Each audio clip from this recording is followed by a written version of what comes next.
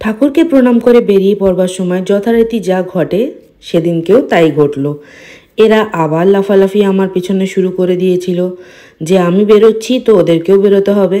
তো দেখতেই পাচ্ছেন সবাই মিলে বসে আছে আমার সাথে যাবে বলে। আমি দরজা খুলবো, তারা দাঁড়িয়ে আছে যে কখন দরজা খুলবো আর ওরা ছুটে পালাবে। একটা পালিয়েও গেল, পালিয়ে গিয়ে ঘুরছে সারা কম্পাউন্ডের ভিতরে, কিন্তু আমার হাজব্যান্ড ওকে তুলে নিয়ে বাড়িতে রেখে দিল। তো তারপরে বেরিয়ে পড়লাম যথারীতি। আর এটা ছিল 24 জানুয়ারি, 24শে জানুয়ারি আমার একটা বিশাল বড় কাজের দিন। লাইফে ফার্স্ট টাইম এরকম একটা এক্সপিরিয়েন্স আমার জীবনে এসেছিলো, যেখানে ব্যাক টু ব্যাক আমার 9টা পার্টি মেকআপ ছিল, তাও আবার ডিফারেন্ট লোকেশানে।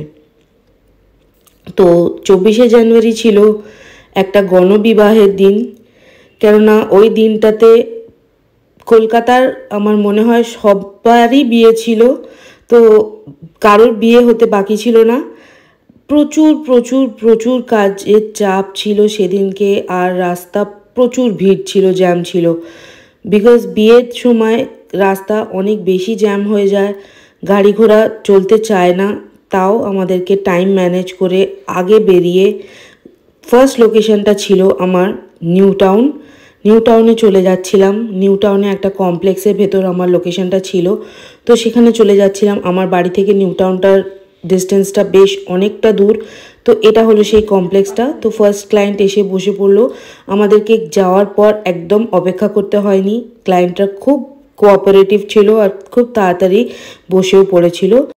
তো সেকেন্ড ক্লায়েন্টও একদম তাড়াতাড়ি বসে পড়েছিলেন, আর ওনাকে যেভাবে রেডি করতে বলেছিলেন একদম সফট অ্যান্ড সাটল মেকআপ সেইভাবে করে দিয়েছিলাম।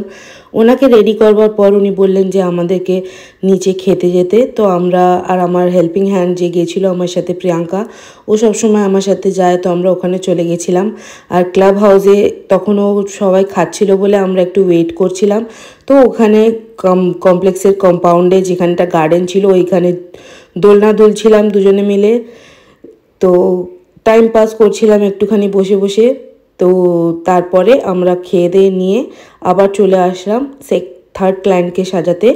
তো যেরমভাবে ঠিক ওনারা বলে দিয়েছিলেন, যেহেতু ওনাদের এজেড মেকআপ হতো, তো ঠিক ওনাদের ইয়ের মতো আমি করে দিয়েছিলাম।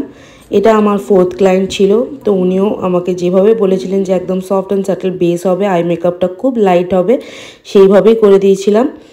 আর তারপর যে ক্লায়েন্ট ছিল, বাচ্চা একটা মেয়ে ছিল, তো ও আমাকে বলেছিল যে আমাকে একদম একটুখানি পপি আইজ একটুখানি করে দিতে, তো সেইভাবে করে দিয়েছিলাম। আর এনার বিফোরটা আমার নেওয়া হয়নি, ভুলে গেছিলাম এতগুলো কাজের মাঝখানে। তো ওনার মেকআপ একদম সফট বেস যেরকম বলেছিলেন ঠিক সেরকম। আর ইনি হচ্ছেন আমার ক্লায়েন্ট যিনি আমাকে বুক করেছিলেন ওই দিনের জন্য। তো উনিও আমাকে বলেছিলেন যে বেস একদম হেভি করবে না। তো এইটা হলো ওনাদের ফটো পাঠানো আমাকে। যখন ওনাদের কাজ কমপ্লিট হয়ে যায় নেক্সট ডে আমাকে সমস্ত ফটো ওনাদের বিয়ের ওনারা পাঠিয়ে দিয়েছিলেন, সাথে একটা খুব সুন্দর রিভিউ দিয়েছিলেন যেটা আমি অ্যাটাচ করে দিয়েছি, আপনারা দেখতে পাবেন। ওনারা সমস্ত ছবি বিয়ের আমাকে পাঠিয়ে দিয়েছিলেন যে আমরা কীরকম সেজেছিলাম দেখো। তো দেখতেই পাচ্ছেন রিভিউটা। খুব ভালো লাগে যখন কেউ রিভিউ দেয়। কেমন লাগলো দিদি মেকআপ করে? ভালো লেগেছে, তুমি খুব যত্ন করে করেছো, এতজন মানুষের মেকআপ করে এত ধৈর্য ধরে যত্ন করে করেছো, খুব ভালো লেগেছে। Thank you so much, thank you. তো তাড়াতাড়ি করে ওয়াইন্ড আপ করে বেরিয়ে পড়েছিলাম সেকেন্ড লোকেশনের জন্য, যেটা ছিল আমার বাড়ির একদম কাছে, কসবা অ্যাক্রোপলিস মলের কাছে। তো লোকেশনটা দুটো একদম অল্টার অপোজিট ছিল, তো সেই জন্য আমি ওখান থেকে তাড়াতাড়ি করে বেরিয়ে পড়ে চলে যাচ্ছিলাম কসবার দিকে। তো আপনারা দেখতেই পান যে আমাদের মেকআপ আর্টিস্টদেরকে কতটা নিজের পরিশ্রম প্লাস নিজের টাইম ম্যানেজমেন্ট করতে হয়। যদি ক্লায়েন্টরা এত সাপোর্টিভ হয়, একদম টাইমলি বসে যায়, টাইমলি কাজটা করতে হেল্প করে, তো খুব সুবিধে হয়।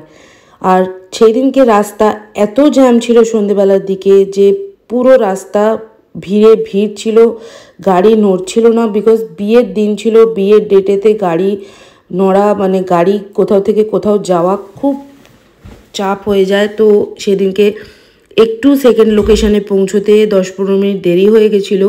তো ওই দিনকে আমি বলেই দিয়েছিলাম ক্লায়েন্টকে যে আমার একটু আসতে হয়তো দেরি হতে পারে, বিকজ রাস্তার ব্যাপার, নিউ টাউন থেকে কসবা অনেকটা ডিস্টেন্স।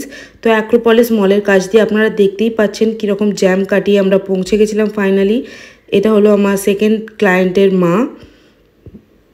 ওনাকে যেভাবে উনি বলেছিলেন যে একদম সফট আই লুক করতে, যেরম বলেছিলেন ওরকমই সাজিয়ে দিয়েছিলাম। আর এনার ডিমান্ড ছিল যে আমাকে একটু স্মোকি আইস করে দিতে হবে, গ্রিনের ওপর স্মোকি আইস। তো যেরকম উনি চেয়েছিলেন ওরকমই করে দিয়েছিলাম। কেমন লাগলো মেকআপ করে? খুবই ভালো লাগলো। যেরকম চেয়েছিলে সেরকম পেয়েছো তো? ওকে। আমি আগেও আপনার কাস্টমার ছিলাম, তখন খুব ভালোভাবে স্মুথলি মেকআপটা করা হয়েছিল, আজকে খুব ভালোভাবে করা হয়েছিল। Thank you.